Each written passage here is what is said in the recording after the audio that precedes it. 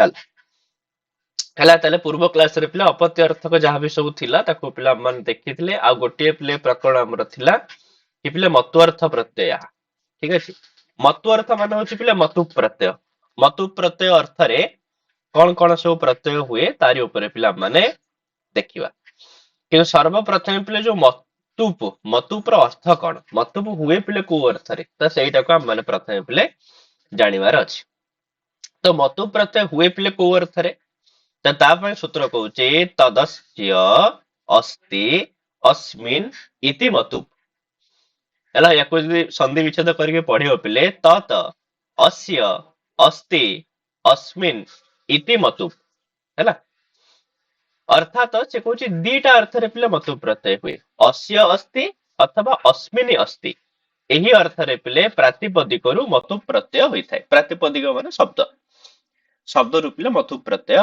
ହେଇଥାଏ ଅସ୍ୟ ଅସ୍ତି ମାନେ ଏହା ପାଖରେ ଅଛି ଯେମିତି ଗୁଣ ଅସ୍ୟ ଅସ୍ତି ଗୁଣ ୟାର ଅଛି ତ ତାକୁ ପିଲା ମାନେ କଣ କହିବା ଗୁଣବାନ ଠିକ ଅଛି ବୁଦ୍ଧି ହିଁ ଅସ୍ୟ ଅସ୍ତି ତ ତାକୁ ଆମେ କଣ କହିବା ବୁଦ୍ଧିମାନ ଠିକ ଅଛି ତ ଅସ୍ୟ ଅସ୍ତି ଅଥବା ଅସ୍ମିନ୍ ଅସ୍ତି ଅଥବା ୟା ପାଖରେ ଅଛି ଠିକ ଅଛି ଏଇ ଦୁଇଟି ଅର୍ଥରେ ପିଲେ ଆମର ମତୁ ପ୍ରତ୍ୟୟ ପିଲେ ହେଇଥାଏ ଯଥା ଉଦାହରଣ ପାଇଁ ସେ କହୁଛି ଯେମିତି କି ଗାବଃ ଅସ୍ୟ ଅଥବା ପିଲେ ଅସ୍ମିନ୍ ବା ସନ୍ତି ତାକୁ ପିଲେ କହିବା ଗୋମାନ ଠିକ ଅଛି ତ ଗାବଃ ଅସ୍ୟ ସନ୍ତି ଅଥବା ପିଲେ ଗାବଃ ଅସ୍ମିନ୍ ସନ୍ତି ତ ପିଲେ ଗୋ ଶବ୍ଦରୁ ପିଲେ ମତୁ ପ୍ରତ୍ୟୟ ହବ ତାହେଲେ ଗୋ ଶବ୍ଦ ପ୍ଲସ ମତୁପ ତ ରୂପ ପିଲେ କଣ ହେଇଯିବ ଗୋମାନ ବୁଝିହଉଛି ନା ନାଇଁ ସେମିତିକା ପିଲେ ଗରୁତୌ ଅସ୍ୟ ସ୍ତଃ ଇତି ଗରୁତୁମାନ ହେଲା ପକ୍ଷୀ ଗରୁତ ମାନେ ପକ୍ଷୀ ହେଲା ଗରୁତମାନ ମାନେ ହଉଛି ପିଲେ ଗରୁଡକୁ କୁହନ୍ତି ହେଲା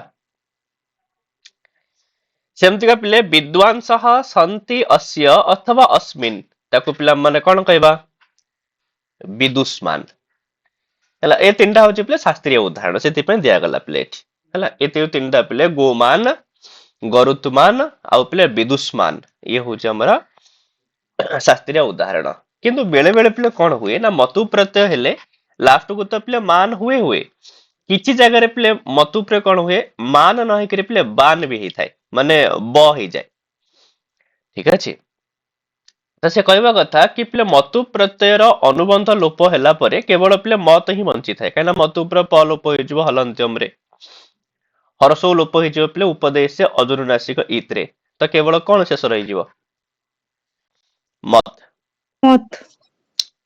କିନ୍ତୁ ବେଳେ ବେଳେ କେତେକ ପ୍ରାତିପଦିକ ପରେ ମତୁ ପ୍ରତ୍ୟୟ ହେଲେ ମତୁପ୍ର ମତ ସ୍ଥାନରେ ପିଲେ ବତ ହେଇଯାଏ ତ ଯୋଉଠି ପିଲେ ବତ ହେଇଯିବ ସେଠି ପିଲେ ବାନ ହେଇଯିବ ଠିକ ଅଛି ତ ମତୁପ୍ର କିଛି ସ୍ଥଳରେ ପିଲେ କଣ ହୋଇଥାଏ ନା ମତୁପ୍ର ଯୋଉ ମତ ସ୍ଥାନରେ ନା ପିଲେ ବତ ହେଇଯାଇଥାଏ ତ ଏଇଟା ହୁଏ କୋଉ କ୍ଷେତ୍ରରେ ତ ସେଇଟାକୁ ତମ ମାନେ ଟିକେ ମନେ ରଖିବ ତ ବତଟା କେତେବେଳେ ହବ ପିଲେ ସେ କହୁଛି ମ କାରାନ୍ତ ଅକାରାନ୍ତ ଆକାରାନ୍ତ ପ୍ରାତିପଦିକ ପରେ ମତର ବତ ହେଇଥାଏ ବୁଝିଲା ପିଲେ ଯୋଉଟା ସବୁ ପିଲେ ମ କାରାନ୍ତ ଶବ୍ଦ ହେଇଥିବ ଯେମିତି ଦେଖ ପିଲେ କିମ୍ ଶବ୍ଦଟା ପିଲେ ମ କାରାନ୍ତ ଶବ୍ଦ ତାହେଲେ କିମ୍ ପ୍ଲସ ମତୁପ ରୂପ ପିଲେ କଣ ହେଇଯିବ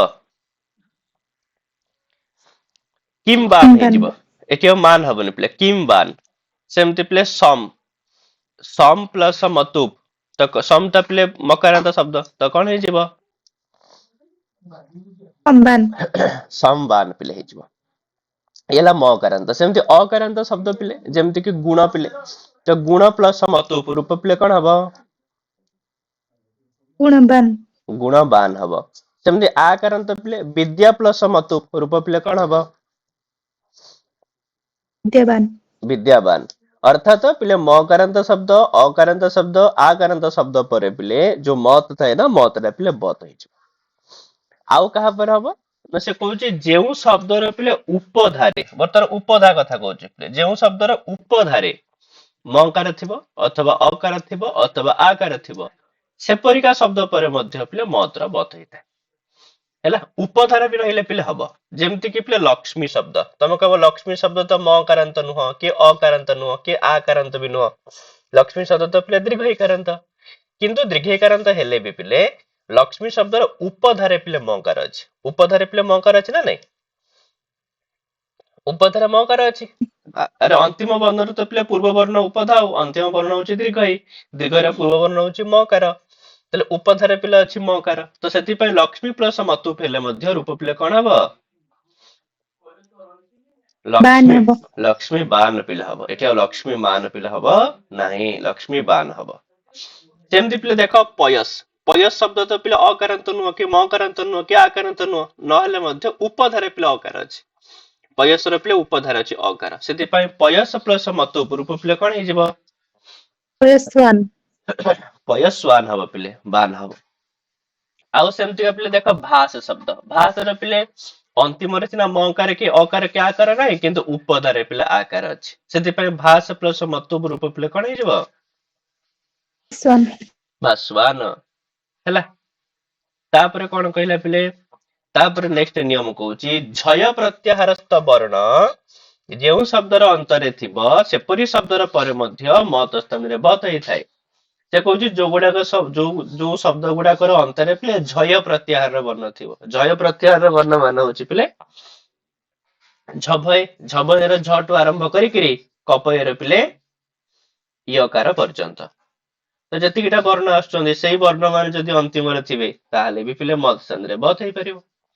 ଯଥା ପିଲେ ମରୁତୁ ପ୍ଲସ ପିଲେ ଏଟା ମାନେ ଇଏ ହବା କଥା ପିଲେ ମତୁପ ହବା କଥା। ଏଠି ମରୁତୁ ପ୍ଲସ ମତୁପ। ତ ମରୁତର ଲାଷ୍ଟ ତକାର ଅଛି, ତଟା ପିଲେ ଝୟ ପ୍ରତ୍ୟାହାରରେ ଯାଉଛି। ଝଭୟ ଘଟ ଧସ ଜବ ଗଡ ଦସ ଖ ଫ ଛ ଠ ତ ଚଟ ତ ପିଲା ଆସୁଛି ଝୟ ପ୍ରତ୍ୟାହାରରେ। ତ ସେଥିପାଇଁ ମରୁତ ପ୍ଲସ ମତୁପ ରୂପ ହେଇଯିବ ପିଲେ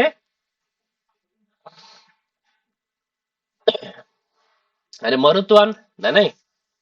ରୂପ ହେଇଯିବ କଣ? ମରୁତ୍ୱାନ, ବାନ ପିଲେ ହେଇଯିବ। ବୁଝିଲା କି ନାଇଁ? କୋଉଠି କୋଉଠି ମତ୍ର ବଧ କରିବ ନା ନାଇଁ? ତ ଏଇ ତିନିଟା ନିୟମ ନିହାତି ମନେ ରଖିବ ପିଲେ। ମକାରାନ୍ତ ଅକାରାନ୍ତ ଆକାରାନ୍ତ, ନହେଲେ ତ ଉପଧାରେ ପିଲେ ମକାର ଅକାର ଆକାର ଥିବ, ଆଉ ଲାଷ୍ଟ ହଉଛି ପିଲେ ଝୟ ପ୍ରତ୍ୟାହାରସ୍ଥ ବର୍ଣ୍ଣ ହେଲା। ଯଦି ଅଛି ତାହେଲେ ପିଲେ ମତ ସ୍ଥାନରେ ପିଲେ ବତ ହେଇଥାଏ। ତ ଇଏ ହେଲା ପିଲେ ଗୋଟେ କଥା। ତାପରେ ବର୍ତ୍ତମାନ ପିଲା ଆମେ ଦେଖିବା ମତୁ ଅର୍ଥରେ ପିଲେ ଆଉ କଣ କଣ ସବୁ ପ୍ରତ୍ୟୟ ପିଲେ ହେଇଥାଏ। ତ ଗୋଟେ ବାର୍ତ୍ତିକ କହୁଛି ପିଲେ କି ଗୁଣ ବଚନେଭ୍ୟ ମତୁପହ ଲୁକ ଇଷ୍ଟ ହେଲା ପିଲେ। ଗୁଣ ବଚନେଭ୍ୟ ମତୁପହ ଲୁକ ଇଷ୍ଟ କହୁଛି ପିଲେ ଗୁଣବାଚକ ପ୍ରାତିପଦିକ ପରେ। ଗୁଣବାଚକ ମାନେ ତ ବୁଝିପାରୁଥିବ ପିଲେ, ଯୋଉଗୁଡାକ କୌଣସି ନା କୌଣସି ଗୁଣକୁ ବୁଝଉଥିବେ, କ୍ୱାଲିଟିକୁ ବୁଝଉଥିବେ ହେଲା। ତ ଗୁଣବାଚକ ପ୍ରାତିପଦିକ ପରେ ମତୁପ୍ର ଲୋପ ହେଇଥାଏ। ସେ କହିବା କଥା ଯଦି ଗୁଣବାଚକ ପ୍ରାତିପଦିକ ପରେ ମତୁ ପ୍ରତ୍ୟୟ ହଉଛି ତାହେଲେ ସେଠି ନା ମତୁ ପ୍ରତ୍ୟୟର ଲୋପ ହେଇଯିବ। ଯେମିତିକି ଶୁକ୍ଲ ଗୁଣ ଅସ୍ୟ ଅସ୍ତି ଶୁକ୍ଲ ପଟଃ। ତ ଶୁକ୍ଲଟା ହଉଛି ଗୋଟେ ଗୁଣ ପିଲେ। ତ ଯେତେବେଳେ ଶୁକ୍ଲ ଶବ୍ଦର ପରେ ସେ କହୁଛି ତମେ ଯେତେବେଳେ ମତୁ ପ୍ରତ୍ୟୟ କରିବ ତ ସେଠି ପିଲା ଆଉ ଶୁକ୍ଲ ବାନ ହବନି। ନିୟମ ଦୃଷ୍ଟିରୁ ପିଲା ବାନ ହବା କଥା, ଯେହେତୁ ଶୁକ୍ଲଟା ଅକାରାନ୍ତ ଶବ୍ଦ। ତ ସେ କହୁଛି ଟୋଟାଲ କିଛି ହବନି, ମତୁଟା ଲୋପ ହିଁ ହେଇଯିବ। ତ ସେଇ ଶୁକ୍ଲ ହିଁ ରହିବ। ତ ଶୁକ୍ଲ ଅସ୍ୟ ଅସ୍ତି ସେଇ ଶୁକ୍ଲ, ଶୁକ୍ଲ ବାନ କି ଶୁକ୍ଲ ମାନ କି କିଛି ପିଲା ହବ ନାହିଁ। ସେମିତି ପିଲେ କୃଷ୍ଣ ଗୁଣ ଅସ୍ୟ ଅସ୍ତି ତ କଣ ହେଇଯିବ ପିଲେ? କୃଷ୍ଣ କୃଷ୍ଣ ପଟଃ। ଠିକ ଅଛି, କୃଷ୍ଣ ପିଲେ ଗୁଣ, ସେଥିପାଇଁ ଏଇ ଯୋଉ ପଟ ଏଥିପାଇଁ ଦେଇଛି ଜାଣିପାରିବ କି ଏଇଟା ଗୁଣବାଚକ ଶବ୍ଦ ବୋଲି। ତ କୃଷ୍ଣ ପିଲେ ଅନ୍ୟ ମାନେ କଣ ବ୍ୟକ୍ତି ବିଶେଷକୁ ବୁଝେଇଦବ ମଧ୍ୟ, ବିଶେଷ୍ୟ ପଦ ହେଇଯିବ ହେଲା, ମାନେ ଦ୍ରବ୍ୟବାଚକ ଶବ୍ଦ ହେଇଯିବ। ତ ସେମିତି ନ ହବ, ଏଠି କୃଷ୍ଣ ହଉଛି ପିଲା ଗୁଣ ମାନେ କଳା। ତ କଳାଟା ହଉଛି ଗୋଟେ ଗୁଣ। ତ ସେଥିପାଇଁ ୟା ପରେ ଯଦି ଏମାନଙ୍କ ପରେ ଯଦି ମତୁ ପ୍ରତ୍ୟୟ ହୁଏ ତାହେଲେ ସେ ଯୋଉ ମତୁ ପ୍ରତ୍ୟୟ ପିଲେ କଣ ହେଇଯିବ? ଲୋପ ହେଇଯିବ ପିଲେ ହେଲା। ଚାଲ ତାପରେ ନେକ୍ସଟ କଣ କହୁଛି ପିଲେ? ପ୍ରାଣୀ ସ୍ଥାତ ଆତଃ ହେଲା ଲଚ ଅନ୍ୟତରସ୍ୟାମ, ଲଚ ପିଲେ ଲଚ ଅନ୍ୟତରସ୍ୟାମ। ପ୍ରାଣୀ ସ୍ଥାତ ଆତଃ ଲଚ ଅନ୍ୟତରସ୍ୟାମ କହୁଛି ପ୍ରାଣୀ ମାନଙ୍କର ପିଲେ ଅଙ୍ଗବାଚକ ଶବ୍ଦ ହେଇଥିବ, ଆଉ ପିଲେ ଆକାରାନ୍ତ ଶବ୍ଦ ହେଇଥିବ। ତ ତାପରେ ଯେତେବେଳେ ମତୁ ପ୍ରତ୍ୟୟ ହବ ସେଠି ବିକଳ୍ପରେ ପିଲେ ଲଚ ପ୍ରତ୍ୟୟ ହବ। ମତୁ ଅର୍ଥରେ ପିଲେ ଲଚ ପ୍ରତ୍ୟୟ ହେଇଥାଏ। କଣ ନିୟମ କହିଲା ପିଲେ? ସେ କହିଲା ପ୍ରାଣୀଙ୍କର ଏକରେ ଅଙ୍ଗବାଚକ ହେଇଥିବ ପିଲେ, ବୁଝିହଉଛି? ପ୍ରାଣୀଙ୍କର ଅଙ୍ଗବାଚକ ହେଇଥିବ, ଆଉ ଶବ୍ଦଟା ପିଲେ ଆକାରାନ୍ତ ହେଇଥିବା ଦରକାର। ତ ସେଭଳିଆ ଶବ୍ଦ ପରେ ପିଲେ ସେ କହୁଛି ମତୁପ ଅର୍ଥରେ ବିକଳ୍ପରେ ଲଚ ହବ, ମାନେ ଗୋଟେ ପକ୍ଷରେ ମତୁପ ହବ, ଗୋଟେ ପକ୍ଷରେ ପିଲେ ଲଚ ପ୍ରତ୍ୟୟ ହବ। ତ ଯେମିତି ଉଦାହରଣ ପାଇଁ ସେ କହୁଛି ଚୁଡା ଅସ୍ୟ ଅସ୍ତି ଇତି। ଚୁଡା ଶବ୍ଦ ପିଲେ ପ୍ରାଣୀର ଅଙ୍ଗବାଚକ। ଚୁଡା କହିଲେ କୋଉଟା? ଆରେ ଶିଖା ବା ଜଟକୁ ପିଲେ ଚୁଡା, ଠିକ ଅଛି, କୁହାଯାଇଥାଏ ହେଲା। ତାହେଲେ ଚୁଡା ଅସ୍ୟ ଅସ୍ତି ଇତି, ତାହେଲେ ଚୁଡା ଶବ୍ଦ ପିଲେ ପ୍ରାଣୀର ଅଙ୍ଗବାଚକ ବି, ଆଉ ତା ସହିତ ଚୁଡା ଶବ୍ଦ ମଧ୍ୟ ପିଲେ ଆକାରାନ୍ତ ବି। ତ ସେଥିପାଇଁ ଚୁଡା ଅସ୍ୟ ଅସ୍ତି ଇତି, ତ ଯୋଉ ପକ୍ଷରେ ପିଲେ ଲଚ ପ୍ରତ୍ୟୟ ହବ ସେ ପକ୍ଷରେ ରୂପ କଣ ହେଇଯିବ? ଚୁଡାଳ। ଚୁଡାଳ। ପଚାରିଦବ ପରୀକ୍ଷାରେ ପିଲେ କି ଚୁଡାଳ ଇତ୍ୟତ୍ର କହ ପ୍ରତ୍ୟୟ। ତ ମନେ ରଖିବ ପିଲେ କୋଉ ପ୍ରତ୍ୟୟ? ଲଚ ପ୍ରତ୍ୟୟ। ଲଚ। ଆଉ ଯୋଉ ପକ୍ଷରେ ଲଚ ହବନି ମତୁପ ହବ ସେ ପକ୍ଷରେ ରୂପ ହେଇଯିବ ପିଲେ ଚୁଡାବାନ। ଯେହେତୁ ଆକାରାନ୍ତ ସେଥିପାଇଁ ମତରା ପିଲେ ମତ ହେଇଯିବ ହେଲା। ତ ଚୁଡା ଅସ୍ୟ ଅସ୍ତି ଚୁଡାଲହ ଅଥବା ପିଲେ ଚୁଡାବାନ ହେଲା। ତାପରେ ପିଲେ ଆଉ କଣ କହୁଛି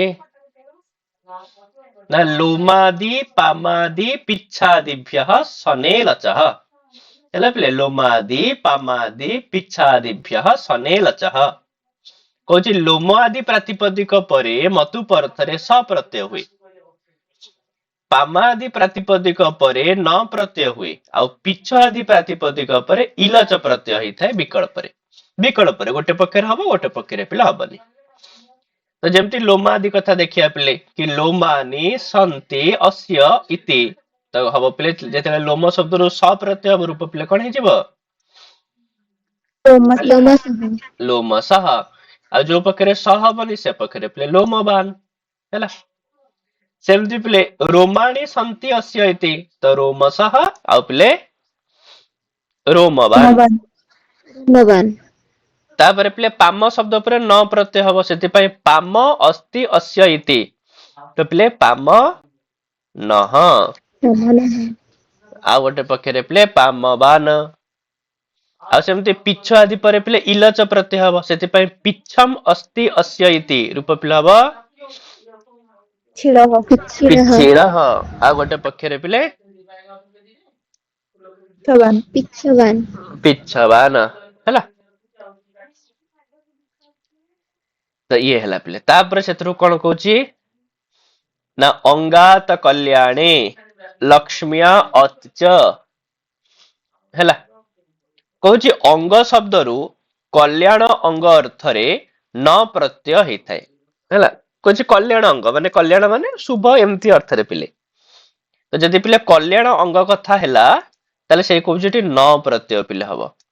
ଯେମିତି କି ପିଲେ କଲ୍ୟାଣାନି ଅଙ୍ଗାନି ସନ୍ତି ଅସ୍ୟାହ ଇତି, ତ ସେଠି ଅଙ୍ଗ ପ୍ଲସ ପିଲେ ନ ରୂପ ହେଇଯିବ ପିଲେ କଣ?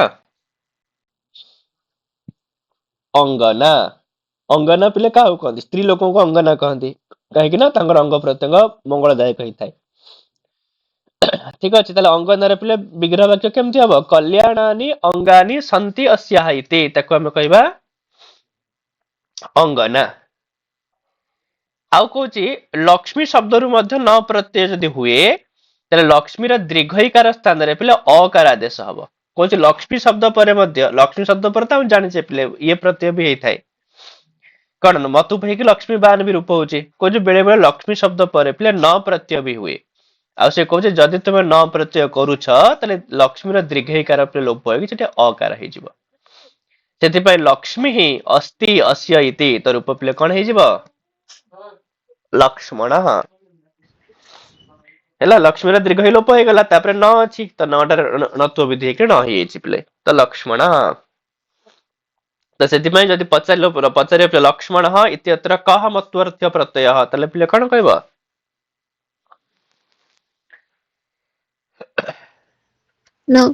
ନ ପ୍ରତ୍ୟୟ ହେଲା। ପ୍ରତ୍ୟୟର ନାଁ ହଉଛି ପିଲେ ନ ପ୍ରତ୍ୟୟ। ଅଙ୍ଗନାରେ ମଧ୍ୟ ପିଲେ କୋଉ ପ୍ରତ୍ୟୟ? ନ ପ୍ରତ୍ୟୟ ହେଲା। ତାପରେ କଣ କହୁଛି ପିଲେ ଦନ୍ତ ଉନ୍ନତ ଉରଜ, କହୁଛି ଯଦି ଦାନ୍ତର ଉନ୍ନତ ହେବା ବୁଝା ପଡିଲେ ଦନ୍ତ ପ୍ରାତିପଦିକ ପରେ ମତୁପ ଅର୍ଥରେ ଉରଚ ପ୍ରତ୍ୟୟ ହେଇଥାଏ। ପିଲେ ଦନ୍ତ ଶବ୍ଦର ପରେ ନା ଉରଚ ପ୍ରତ୍ୟୟ ହବ, କିନ୍ତୁ ସେ ଦନ୍ତ ପିଲେ କୋଉ ଅର୍ଥକୁ ବୁଝଉଥିବ ନା जो उन्नत अर्थ को बुझो तो माने बड़ बड़ दांत ठीक अच्छे बाहाड़ा दांत ना एमती सब कौन जदि थी ना ताले से अर्थ रे पिले मतु अर्थ रे उरच प्रत्यय हब जेमते उन्नताः दन्ताः सन्ति अस्य इति तो दंत प्लस उरच रूप पिले हिजबो तंतुरः दंतुरः ହେଲା ଦନ୍ତ ଉନ୍ନତ ଅରଚ ଉରଚ ଚାଲ ତାପରେ ସେଥିରୁ ପିଲା ଆଉ କଣ କହୁଛି ନା କେଶାତ ବହ ଅନ୍ୟତରସ୍ୟାମ କହୁଛି କେଶ ପ୍ରାତିପଦିକ ପରେ ନା ମତୁପ ଅର୍ଥରେ ପିଲେ ବ ପ୍ରତ୍ୟୟ ବିକଳ୍ପରେ ହେଇଥାଏ ହେଲା ତାହେଲେ କେଶ ଶବ୍ଦ ପରେ ପିଲେ ମତୁପ ଅର୍ଥରେ ବ ପ୍ରତ୍ୟୟ ହେଇଥାଏ କିନ୍ତୁ ବିକଳ୍ପରେ ହେଇଥାଏ ତ ସେଥିପାଇଁ ପିଲେ କେଶାଃ ସନ୍ତି ଅସ୍ୟ ଇତି ତ ରୂପ ପିଲେ କଣ ହେଇଯିବ କେଶ ପ୍ଲସ ବ ରୂପ ହବ सबः କେଶବ केशवः ଆଉ ଯୋଉ ପାଖରେ ମତୁପ ହବ ସେ ପାଖରେ ପିଲେ କେଶବାନ ଆଉ ମଧ୍ୟ କେଶ ଶବ୍ଦ ପରେ ଇନି ପ୍ରତ୍ୟୟ ବି ହେଇଥାଏ ତ କେଶ ପ୍ଲସ ଇନି ସେଠି ପିଲେ ହେଇଯିବ କେଶୀ ଆଉ କେଶ ପ୍ଲସ ଠନ ହେଲେ ସେଠି ପିଲେ ରୂପ ହେଇଯିବ केशिको କେଶିକଃ ତାହେଲେ କେଶ ଶବ୍ଦ ପରେ ପିଲେ ମତୁପ ଅର୍ଥରେ ଏତିକିଟା ରୂପ ପିଲେ ହେଇଥାଏ କେଶବହ ହେଇଥାଏ କେଶବାନ ହେଇଥାଏ କେଶୀ ହେଇଥାଏ ଆଉ ପିଲେ କେଶିକଃ ବି ହେଇଥାଏ ହେଲା ତାପରେ କହୁଛି ଅନ୍ୟଭ୍ୟୋପି ଦୃଶ୍ୟତେ ଅର୍ଣଶଃ ଲୋପଶ୍ଚ କହୁଛି ଖାଲି ଯୋଉ ବ ପ୍ରତ୍ୟୟ କେଶ ଶବ୍ଦ ପରେ ହବ ତା ନୁହଁ ଅନ୍ୟ ପ୍ରାତିପଦିକ ପରେ ମଧ୍ୟ ମତୁପ ଅର୍ଥରେ ବ ପ୍ରତ୍ୟୟ ହୋଇଥାଏ ଯେମିତି କି ପିଲେ ମଣି ହିଁ ଅସ୍ତି ଅସ୍ୟ ଇତି ମଣି ଶବ୍ଦ ପରେ ମଧ୍ୟ ବ ପ୍ରତ୍ୟୟ ହେଇଥାଏ ତ ବ ପ୍ରତ୍ୟୟ ରୂପ ପିଲେ କଣ ହେଇଯିବ ମଣିବହ ମଣିବହ ତଥା ଅର୍ଣସ ପିଲେ ଅର୍ଣସ ଗୋଟେ ପ୍ରାତିପଦିକ ଅର୍ଣସ ପ୍ରାତିପଦିକ ପରେ ମଧ୍ୟ ବ ପ୍ରତ୍ୟୟ ହେଲେ ସେ କହୁଛି ଅର୍ଣସର ପିଲେ ଦନ୍ତ୍ୟ ସକାର ଲୋପ ହେଇଯିବ ଅର୍ଣସ ପରେ ଯଦି ହଉଛି ବ ପ୍ରତ୍ୟୟ ତାହେଲେ ସେ କହୁଛି ସର ପିଲେ ଲୋପ ହେଇଯିବ ତ ପ୍ରଭୂତମ ଅର୍ଣଃ ଅସ୍ତି ଅସ୍ୟ ଇତି ତାହେଲେ ଅର୍ଣସ ପ୍ଲସ ବ ତ ସ ଲୋପ ହେଇଲେ ରୂପ ପିଲେ କଣ ହେଇଯିବ अर्णवः ଅର୍ଣବ ଅର୍ଣବ କହିଲେ ପିଲେ ଆରେ ସମୁଦ୍ର ପିଲେ ହେଲା ସମୁଦ୍ରକୁ ପିଲେ ଅର୍ଣବ କହନ୍ତି ହଁ ତାପରେ ପିଲେ କହୁଛେ ଅତ ଇନି ଠନଉ ହେଲା ଇଏ ଦିଟା ମଧ୍ୟ ଗୋଟେ ଇମ୍ପୋର୍ଟାଣ୍ଟ ପ୍ରତ୍ୟୟ ପିଲେ କହୁଛି ହର୍ସ୍ୱ ଅକାରାନ୍ତ ପ୍ରାତିପଦିକ ପରେ ହର୍ସ୍ୱ ଅକାରାନ୍ତ ଶବ୍ଦ ପିଲେ ହର୍ସ୍ୱ ଅକାରାନ୍ତ ପ୍ରାତିପଦିକ ପରେ ପ୍ରାତିପଦିକ ପିଲେ କନଫ୍ୟୁଜ ହବନି ପ୍ରାତିପଦିକ ମାନେ ହିଁ ଶବ୍ଦ ପିଲେ ହେଲା ତ ହର୍ସ୍ୱ ଅକାରାନ୍ତ ପ୍ରାତିପଦିକ ପରେ ମତୁପ ଅର୍ଥରେ ଇନି ଆଉ ଠନ ପ୍ରତ୍ୟୟ ହେଇଥାଏ ଇନି ପ୍ରତ୍ୟୟ ବି ହୁଏ ଆଉ ଠନ ପ୍ରତ୍ୟୟ ବି ହୁଏ ଯେମିତି କି ଦଣ୍ଡ ଅସ୍ତି ଅସ୍ୟ ଇତି ତ ଦଣ୍ଡ ପ୍ଲସ ଇନି ବା ଇନି ଇନିର ଆକ୍ଚୁଆଲି ପିଲେ ହର୍ଷେଇ ଇନିର ନର ହର୍ଷେଇ ଲୋପ ହେଇଯିବ ହଲନ୍ତ୍ୟମରେ ପିଲେ ତାକୁ ସେଥିପାଇଁ ଇନି ପ୍ରତ୍ୟୟ ବି କହୁଛନ୍ତି ତ ଦଣ୍ଡ ପ୍ଲସ ଇନି ହେଲେ ରୂପ ହେଇଯିବ ପିଲେ କଣ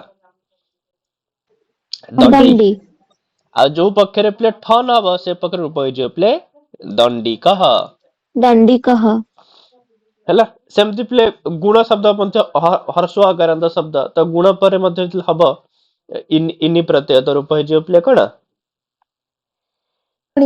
ଗୁଣି ହେଇଯିବ ଗୁଣି ପିଲେ ଠିକ ଅଛି ତ ହର୍ଷ ଅକାରାନ୍ତ ଶବ୍ଦ ପରେ ପିଲେ ଆମେ ମତୁପ ଅର୍ଥରେ ଇନି ପ୍ରତ୍ୟୟ କରିପାରିବା ଆଉ ଠନ ପ୍ରତ୍ୟୟ ପିଲେ ମଧ୍ୟ କରିପାରିବା जो गुणी शब्दରେ ଠନ୍ ପ୍ରତ୍ୟୟ ହେଲେ ସେ ଗୁଣି କଣ ହେଇଯିବ ଗୁଣି କହ ହବ ହେଲା ଠନ ପ୍ରତ୍ୟୟ ହେଲେ ତାପରେ କହୁଛି ପିଲେ ବ୍ରୀହ୍ୟାଦିଭ୍ୟଶ୍ଚ କହୁଛି ବ୍ରୀହି ଆଦି ଗଣରେ ପଠିତ ପ୍ରାତିପଦିକ ମାନଙ୍କ ପରେ ମଧ୍ୟ ମତୁପ ଅର୍ଥରେ ଇନି ଆଉ ଠନ ପ୍ରତ୍ୟୟ ହେଇଥାଏ ସେ କହିଲା କେବଳ ହର୍ଷ ଅକାରାନ୍ତ ଶବ୍ଦ ପରେ ହବ ତାପରେ ଇଏ ନେକ୍ସଟ ସୂତ୍ର କହୁଛି ସେମିତି କିଛି ନାହିଁ ଗୋଟେ ବ୍ରୀହି ଗୋଟେ ଗଣ ଅଛି ସେଥିରେ ଅକାରାନ୍ତ ଶବ୍ଦ ନହେଲେ ମଧ୍ୟ ସେମାନଙ୍କ ପରେ ମଧ୍ୟ ଇନି ଆଉ ଠନ ପ୍ରତ୍ୟୟ ହେଇଥାଏ ଯେମିତି ବ୍ରୀହୟ ସନ୍ତି ଅସ୍ୟ ଇତି ତ ବ୍ରୀହିଟା ପିଲା ହର୍ଷେକାରାନ୍ତ ଶବ୍ଦ ତ ତଥାପି ମଧ୍ୟ ଇନି ପ୍ରତ୍ୟୟ ହବ ତାହେଲେ ବ୍ରୀହି ପ୍ଲସ ଇନି ରୂପ ହେଇଯିବ ପିଲେ ବ୍ରୀହି ବ୍ରୀହି ହେଲା ଆଉ ଯୋଉ ପାଖରେ ଠନ ହବ ସେ ପାଖରେ ରୂପ ହେଇଯିବ ପିଲେ କଣ ବ୍ରୀହିକଃ ବ୍ରୀହି କହ ହେଲା ତାପରେ କହୁଛି ପିଲେ ଅସ୍ ମାୟା ମେଧା ସ୍ରଜଃ ବିନିହି ଅସ୍ ମାୟା ମେଧା ସ୍ରଜଃ ବିନିହି କହୁଛି ଯାହାର ଅନ୍ତରେ ପିଲେ ଅସ୍ ଥିବ, ଯେମିତି ୟଶସ୍ ମନସ୍ ଏସବୁର ଅନ୍ତରେ ପିଲେ କଣ ଅଛି? ଅସ୍ ଅଛି ପିଲେ।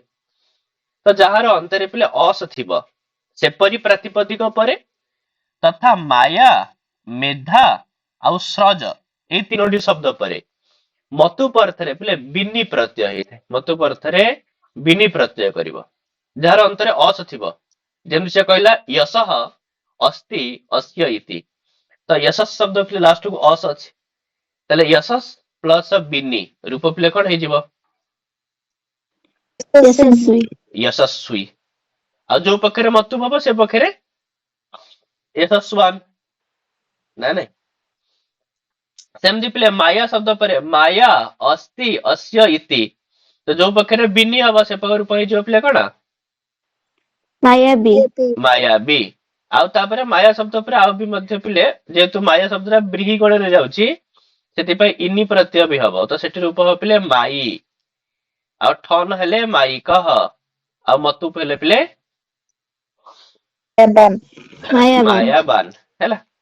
ତାପରେ ମେଧା ଶବ୍ଦ ପରେ ମଧ୍ୟ ପିଲା ହବ। ତ ମେଧା ଅସ୍ତି ଅସ୍ୟ ଇତି। ତ ବିନି ପ୍ରତ୍ୟୟ ରୂପ ପିଲେ କଣ ହେଇଯିବ? ଧାବି मेधावी ମେଧାବୀ।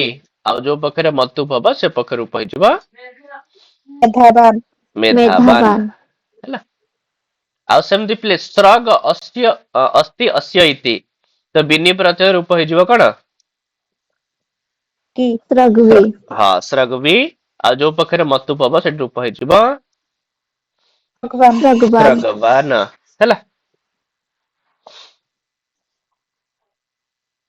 ଚାଲ ତାପରେ ସେଥିରକୁ ପିଲେ ନେକ୍ସଟ କଣ କହୁଛି? ବାଚଃ ଗ୍ମିନିହି। ଏଇଟା ଗୋଟେ ଥର ପରୀକ୍ଷାରେ ପଚାରିଥିଲା ମଧ୍ୟ ପିଲେ। ବାଚଃ ଗ୍ମିନିହି। ତ ବାଚ ପ୍ରାତିପଦିକ ପରେ ମତୁ ପରଥରେ ପିଲେ ଗ୍ମିନି ପ୍ରତ୍ୟୟ ହେଲା। ଗ୍ମିନି ପ୍ରତ୍ୟୟ ହେଇଥାଏ ପିଲେ।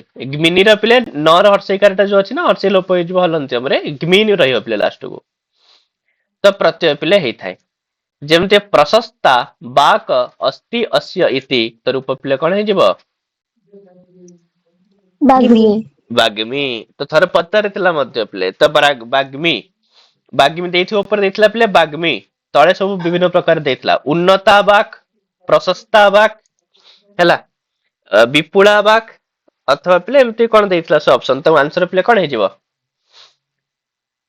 प्रशस्ता वाक ପ୍ରଶସ୍ତା ବାକ୍। ସେଥିପାଇଁ ଏଇଗୁଡାକ ସହିତ ମନେ ରଖୁଥିବ ପିଲେ ହେଲା। ତ ପ୍ରଶସ୍ତା ବାକ୍ ଅସ୍ତି ଅସ୍ୟ ଇତି ବାଗ୍ମୀ। ତାପରେ କହୁଛି ପିଲେ ଅର୍ଷ ଆଦିଭ୍ୟ ଅଚ। କହୁଛି ଅର୍ଷ ଶବ୍ଦ ହେଲା। ଅର୍ଷ ଶବ୍ଦ ବା ଅର୍ଷସ୍ ଆଦି ପ୍ରାତିପଦିକ ପରେ ପିଲେ ମତୁପ ଅର୍ଥରେ ଅଚ ପ୍ରତ୍ୟୟ ପିଲେ ହେଇଥାଏ ହେଲା। ଅଚ ପ୍ରତ୍ୟୟ ହବ। ଯେମିତି ପିଲେ ଅର୍ଷାଂସି ସନ୍ତି ଅସ୍ୟ ଇତି। ତ ରୂପ ପିଲେ ଅଚ ପ୍ରତ୍ୟୟ ହବ। ତ ରୂପ ହେଇଯିବ ପିଲେ ସହ ଅର୍ଷସଃ ହେଲା। ଅର୍ଷସ୍ ମାନେ କଣ ଜାଣିଛ ପିଲେ? ଅର୍ଷସ୍ କହିଲେ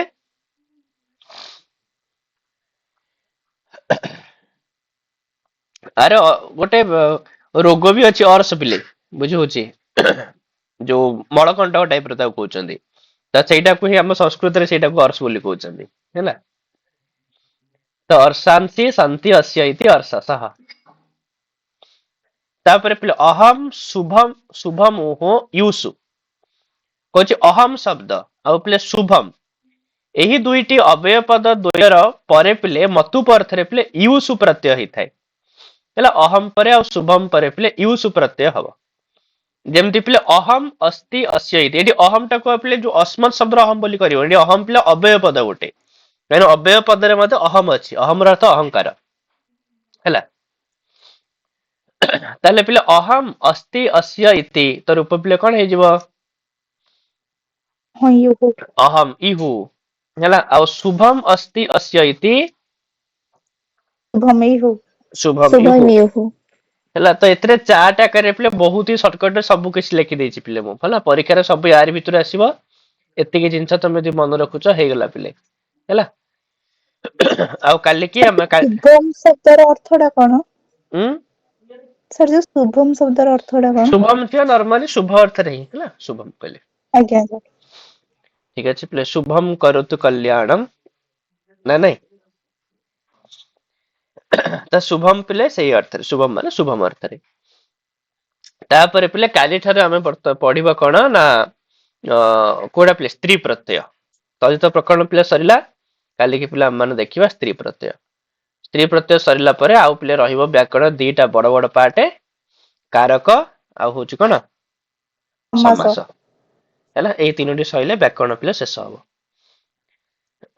ହେଲା, ସାର୍ ସେ ଯୋଉ ବାଙ୍ଗ୍ମୟର ନୋଟ କହିଥିଲେ ହଁ ଅପଡେଟ କରିବେ ବୋଲି। ବାଙ୍ଗ୍ମୟରେ ପିଲେ ନୋଟ ଅପଡେଟ କରିଦବା ପିଲେ। ହେଲା, ମୁଁ ତାକୁ ଆଜି କାଲି ଆଜ୍ଞା 2-3 ଭିତରେ ମୁଁ ତାକୁ ସାରିଦବା ପାଇଁ ଚେଷ୍ଟା କରୁଛି, ସେଥିରେ ଅପଡେଟ ହେଇଯିବ ଅଟୋମେଟିକ। ଠିକ ଅଛି ପିଲେ, ତମ ସେଗୁଡାକ ମଧ୍ୟ ଦର୍ଶନ। ହଁ ଦର୍ଶନଟା ପିଲାମାନେ ପଢିବା। ଦର୍ଶନ ମୁଁ ଅପଡେଟ କରିଦେବି, କିନ୍ତୁ ଦର୍ଶନ ଆମ ପିଲା ସେଟାକୁ ଭଲସେ ପଢିବାର ଅଛି ଟିକେ, ହେଲା, ବୁଝିବା ଜିନିଷ ଅଛି। ଆଜ୍ଞା ସାର୍। ହଉ ପିଲେ ଠିକ ଅଛି, ତମେ ଏଇଟା ଭଲସେ ରିଭିଜନ କର ଡେଲି। ଦେଖ ତମେ ଏବେଠାରୁ ପିଲେ କଣ ପରୀକ୍ଷା ଅଳ୍ପ ଦିନ ରହିଲା, ଏଇଠି ଆଜି ହେଇଗଲା 27 ତାରିଖ। ତମର କାମ ହଉଛି ପିଲେ କଣ କରିବା ନା, ତମେ ଗୋଟେ ଟାଇମ ବାହାର କର, ରେଗୁଲାର ନା ପଢ ତାକୁ, ବୁଝିଲ। ମନେ ରଖିବା କିଛି ଆବଶ୍ୟକ ନାହିଁ ପିଲେ, ରିଭିଜନ ଡେଲି ତମେ ଖାତା ଲେଉଟାଅ, ଦେଖିବ ସେଇଟା ହିଁ ତମକୁ ପରୀକ୍ଷାରେ ପିଲେ ହେଲ୍ପଫୁଲ ହବ। ହେଲା, ସବୁଦିନ ଜିନିଷକୁ ଦେଖ ପିଲା, ଆରମ୍ଭରୁ ଯୋଉ ଯାହା ପଢା ହେଇଛି ସବୁଦିନ ଦେଖ। ନ ହେଇପାରୁଛି ହଁ ଆଜି ଏଇ ଯାଏଁ ଦେଖିଦେଲି, ମୁଁ ନହେଲେ କାଲିକି ଆଉଥରେ ପୁଣି ୟୁଟ୍ୟୁବ ଦେଖିବି, ସେମିତି କରିକି ସବୁଦିନ ପିଲେ ପଢ ଏବେଠାରୁ। ହେଲା, କାହିଁକିନା ଘୋଷିବା ଅପେକ୍ଷା ଡେଲି ତାକୁ ରିଭିଜନ କରିବା ହିଁ ସବୁଠୁ ବେଷ୍ଟ ହେଇଥାଏ ପିଲେ। ହେଲା, ପରୀକ୍ଷାରେ ସେଇଟା ସବୁଠୁ ହେଲ୍ପଫୁଲ ହେଇଥାଏ। ସେଇ ଟାଇପର ପ୍ଲେ କର। ହଉ ପିଲେ ଠିକ ଅଛି, ପୁଣି ଆମେ ନେକ୍ସଟ କ୍ଲାସରେ ପିଲେ ଦେଖିବା କାଲିକି ଆଉ। ହେଲା, ଆଜ୍ଞା ସାର୍, ଆଜ୍ଞା ପ୍ରଣାମ। ସାର୍, ପ୍ରଣାମ ହଁ ସାର୍। ହଁ ପିଲେ।